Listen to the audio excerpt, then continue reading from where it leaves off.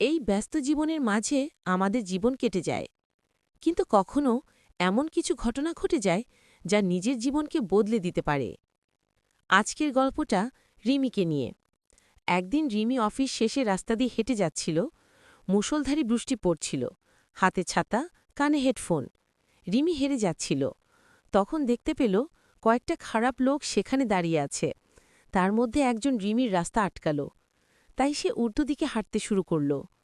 কিন্তু রিমি বুঝতে পারল খারাপ লোকগুলো তার পিছনে আসছে। তাই সে দৌড়াতে শুরু করল।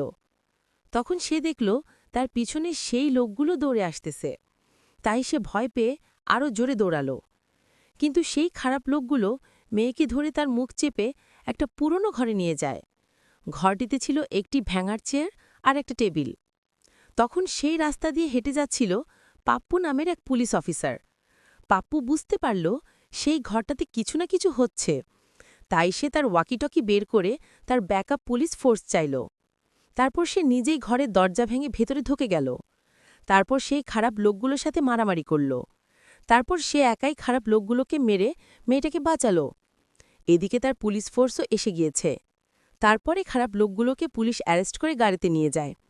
তারপর মেয়েটা বেঁচে যায়। মেয়েটা আবার সে রাস্তা দিয়ে আনন্দের সাথে হাঁটতে পারে। তাই আমাদের উচিত মেয়েদেরকে নিরাপত্তা দেওয়া। ধন্যবাদ।